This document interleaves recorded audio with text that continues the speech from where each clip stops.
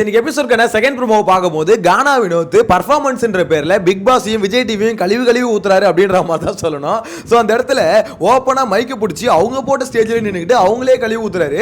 எனக்கு அதை பார்க்கும்போது அந்த லிரிக்ஸ்லாம் இருக்குல்ல, அதாவது மக்கள் மனசுல என்னென்னலாம் யோசிச்சாங்களோ அதை அப்படியே பார்த்தீங்கன்னா லிரிக்ஸாக உட்காந்து எழுதியிருக்காரு அப்படின்ற மாதிரி தான் சொல்லணும். அவரையும் சேர்த்து அவரே அசிங்கப்படுத்திக்கிறாரு அப்படின்ற மாதிரி தான் சொல்லணும். என்ன ப்ரோ சொல்றீங்க அப்படின்ற மாதிரி கேட்டிங்கன்னா அதில் வந்து லைன் எல்லாம் பார்த்தீங்களா என்னென்ன மாதிரி லைன் எழுதியிருக்காருன்னு. சீசன் 9 பிக் பாஸ் கதையை சொன்னா தமாசு அப்படின்ற மாதிரி ஒரு லைன் வருது.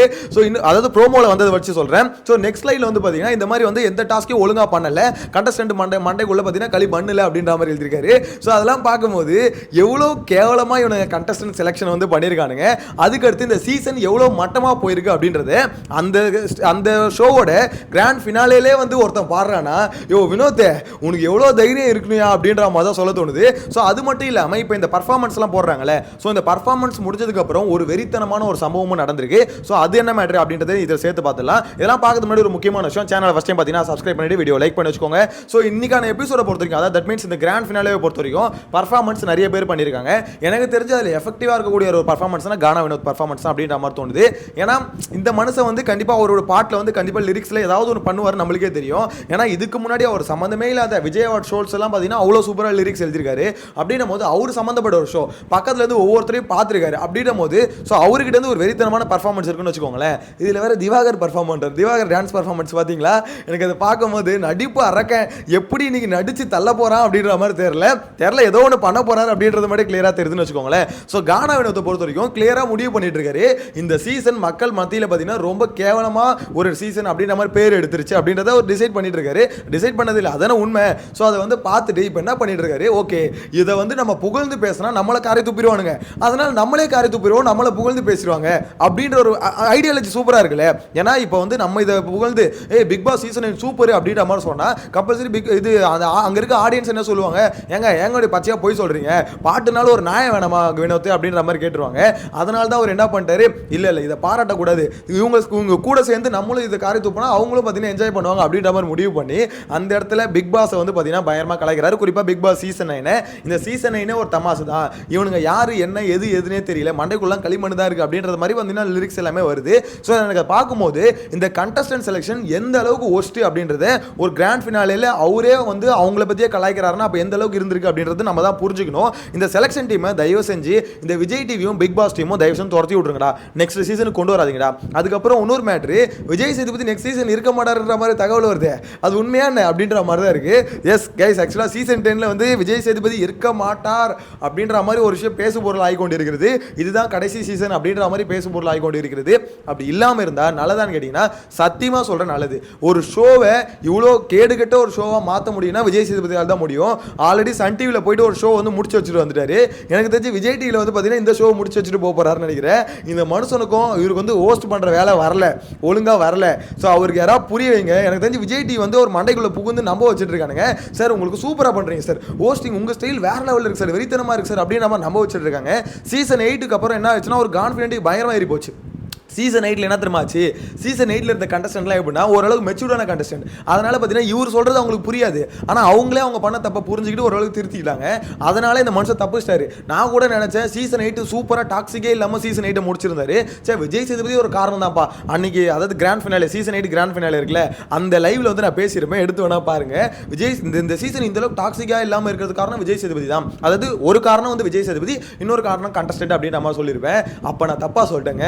ஆக்சுவலாக என் மேலே தான் தப்பு இருக்கு, நான் தப்பாக தான் சொல்லிட்டேன். விஜய் சேதுபதிலாம் காரணம் கிடையாது, அந்த கண்டஸ்டன்ட் மட்டும் தான் காரணம். கண்டஸ்டன்ட் அவங்க வந்து பார்த்தீங்கன்னா ரொம்ப மெச்சூர்டாக இருந்தாங்க, அதனால சூப்பராக டாக்ஸிக் ஃப்ரீயாக இருந்தது. விஜய் சேதுபதி மற்றபடி ஒன்றும் பண்ணல. ஏன்னா அவரோட லட்சணம் என்னன்னு இந்த சீசனில் தெரிஞ்சு போச்சு. இந்த மாதிரி டாக்ஸிக்கான ஒரு கண்டஸ்டன்ஸ்லாம் வரும்போது அவங்கள நீங்கள் எப்படி ஹேண்டில் பண்ணுறீங்க, அந்த ஷோவை நீங்கள் எப்படி வந்து பார்த்தீங்கன்னா ஒரு மாதிரி கரெக்டான ஒரு கட்டத்துக்குள்ளே வந்து கொண்டு வரீங்க அப்படின்றத ஒரு ஹோஸ்ட்னா என்னங்க, மொத்த பேர் கண்ட்ரோல்டு வச்சுக்கணுங்க. அப்படி இருக்கிறதோ ஹோஸ்ட், அதை விட்டுட்டு அவங்க இஷ்டம் ஒரு பக்கம் பார்த்தீங்கன்னா இவரே கலாய்க்கிறது, இவரை யாராவது ஒரு விஷயம் பார்த்தீங்கன்னா எதிர்த்து பேசிட்டா உடனே இவரு ஈகோ ஹிட் ஆகி அவங்கள மட்டுமே வச்சு செய்யறது, வந்த வேலை எதுவோ அதை மறந்துடுவாரு. எனக்கு எதிராக பேசுறேன், நீ என்கிட்ட டோன்ல அப்படி பேசக்கூடாது, புரியுதா, உட்காரு அப்படின்ற மாதிரி பார்த்தீங்கன்னா இவர் பேசுறதுக்கு அகேன்ஸ்ட் யாரையுமே பேச விடாமல் இருக்கிறது. ஸோ இந்த மாதிரி நிறைய வேலை பார்த்தீங்கன்னா ஹோஸ்டா விஜய் சேதுபதி பண்ணிக்கிட்டு தான் இருந்தாரு. ஸோ என்னை பொறுத்த வரைக்கும் அந்த தகவல் உண்மையாக இருந்துச்சுன்னா கொஞ்சம் நல்லா இருக்கும் அப்படின்ற மாதிரி தான் என்னை பொறுத்த வரைக்கும் சொல்ல தோணுது. ஓவராலாக இன்னைக்கான பர்ஃபார்மன்ஸ் வந்து பார்த்தீங்கன்னா நிறைய பேர் பர்ஃபார்ம் பண்ணுறாங்க. ஸோ அதில் வந்து கானா வினோத் பர்ஃபார்மன்ஸ் நல்லாவே இருக்கு அப்படின்ற மாதிரி சொல்லணும். குறிப்பாக அவர் எடுத்த ஐடியா, அந்த ஐடியா தான் அங்கே மேட்ரு. அதாவது நான் வந்து புகழ மாட்டேன், மாட்டேன், நானும் பார்த்தீங்கன்னா இவங்க கூட சேர்ந்து கழுவி ஊற்ற போறேன் அப்படின்னு ஒரு ஐடியா எடுத்தார்ல, அதுதான் விஷயம். ஏன்னா அப்படிதான் இருந்தது இந்த சீசன். கண்டஸ்டன்ட்டுக்குள்ள மண்டைக்குள்ள ஃபுல்லா களிமண் தானா அப்படின்ற மாதிரி நம்மளுக்கே டவுட் வந்தது. ஏன்னா எவனுக்குமே அவரே சொல்ல பாருங்க, எந்த ஒரு டாஸ்கையும் நாங்கள் புரிஞ்சிக்கல அப்படின்ற மாதிரி சொல்றாரு. அதுதான் உண்மை. எந்த ஒரு டாஸ்கையும் புரிஞ்சுக்கிறது இல்லை. அந்த ஏதாவது ஒரு டாஸ்க் கொடுத்தா போதும். ஆக்சுவலாக அவர் வந்து பார்த்தீங்கன்னா முதல்ல லெட்டர் கொடுத்துறாங்க, இந்த டாஸ்க் இதுதான் அப்படின்ற மாதிரி. அதுக்கப்புறம் அவங்க படிப்பாங்க. படிச்சதுக்கப்புறம் என்ன பண்ணுவாங்க, பிக் பாஸே வந்து எக்ஸ்பிளைன் பண்ணுவார், உங்களுக்கு புரியல அப்படின்னு சொல்லிட்டு அவரே எக்ஸ்பிளைன் பண்ணுவார். சரி ஓகே, அதுக்கப்புறமாவது புரிஞ்சு பண்ணுங்கன்னு பார்த்தா எங்களுக்கு புரிஞ்சிச்சு பிக் பாஸ், நாங்கள் ஆடுறோம் அப்படின்ற மாதிரி போயிடுவானுங்க. தப்பா ஆடிட்டு இருப்பானுங்க. டாஸ்க்கு பாதியிலே வந்து கூப்பிட்டு உட்கார வைப்பாரு, எல்லாம் லிவிங் ஏரியா வாங்க, என்னடா பண்றீங்க, டாஸ்க் தானே உங்களுக்கு கொடுத்தேன், உங்ககிட்ட தெளிவாக தானே சொன்னேன், அப்புறம் என்ன பண்றீங்க சார், அவ்வளோதான் சார் வருது அப்படின்ற மாதிரி தான் இருக்கு. எனக்கு தெரிஞ்சு இன்னைக்கான பர்ஃபார்மன்ஸும் மற்ற கண்டஸ்டன்ட் பர்ஃபார்மன்ஸ் இருக்குல்ல, அதெல்லாம் ஓரளவுக்கு ஆவரேஜாக தான் இருக்கும். ஏன்னா டேலண்டட் பீப்புள் வந்து வீடுக்குள்ள இந்த சீசனில் கம்மி, அது நம்ம ஒத்துக்கிட்டு தான் ஆகணும். போன சீசன்லையும் சரி, அதுக்கு முந்தின சீசன்லையும் சரி, அவ்வளோ டான்சர்ஸ் இருந்தாங்க, சிங்கர்ஸ் இருந்தாங்க. ஸோ இங்கே கானா வினோத் நல்லா பாட்டு பாடுவார், அமித் பாட்டு பாடுவார், இல்லைன்னு சொல்ல. பட் இது நிறைய இல்லைன்ற டேலண்டட் பீப்புள் வந்து ரொம்ப கம்மி. ஏனோ தானோன்னு ஏதோ ஒன்று ட்ரெண்டிங்கில் இருந்தால் எப்படி தூக்கி போட்டால் இப்படி தான் இருக்கும். நம்மளுக்குலாம் கொடுத்து வச்சது என்னது, திவாகரோட டான்ஸ் தான். உங்களுக்கு இந்த சீசனுக்கு அவ்வளோதான்டா அப்படின்ற மாதிரி தான் எனக்கு தெரிஞ்சு திவாகர் டான்ஸ் ஆட போகிறாரு அப்படின்ற மாதிரி சொல்ல தோணுது.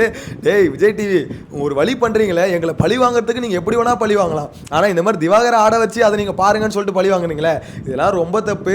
மனசாட்சின்னு ஒன்று இருந்தா இதெல்லாம் பண்ணக்கூடாது. ஆனால் நீங்க தொடர்ந்து பண்ணிக்கிட்டே இருக்கீங்க. அந்த ஆள் எவ்வளோ பெரிய ஒரு அயோக்கியம் அப்படின்றது நேற்று 2 நாளாக வந்து காமிச்சிட்டான். இங்கே வெளியே வந்து பார்த்தீங்கன்னா காமெடினா நீங்க மாத்திக்கிட்டு இருக்கீங்க, அதுதானே ஏற்றுக்க முடியல. அந்த ஆள் காமெடின்னு நீங்க வந்து பார்த்தீங்கன்னா ஒரு ப்ரொஜெக்ஷன் வந்து கொடுக்குறீங்க, ஆனால் அவன் காமெடின்னு இல்லைடா, அவன் அக்யூஸ்டா. அவனை வெளியே விட்டீங்கன்னா கண்டிப்பாக சொல்கிறேன், ஏதாவது ஒரு பொம்பளை கேஸில் கூடிய சீக்கிரம் ஜெயிலுக்கு போயிடுவான். ஏன்னா அந்த மாதிரியான ஒரு ஆள். அவர் வந்து ஒரு காமெடியான்னு சொல்லிட்டு ஒரு மாதிரி பிச் பண்ணிட்டு இருக்காங்க. எதுக்கு ப்ரோ இவ்வளோ ஒரு மாதிரி கோவமாக பேசுறீங்க அப்படின்ற மாதிரி பார்த்தீங்கன்னா 2 நாளாக அந்த ஆள் பண்ணிட்டு இருந்த வேலை இந்த மாதிரி. ஸோ அப்படிப்பட்ட ஆளை வந்து ரசிக்க தோணுமா, ஒரு மாதிரி ஃபன்னாக பார்க்க தோணுமா அப்படின்றது தான் எனக்கு ஒரு மாதிரி டவுட்டாக இருக்குது. எப்படி அதை ஃபன்னாக பார்க்க தோணும், இந்த மாதிரி ஒரு வேலையை பண்ணிட்டு வந்த ஆளை எப்படி ஃபன்னாக பார்க்க தோணும் அப்படின்ற மாதிரி தெரியல.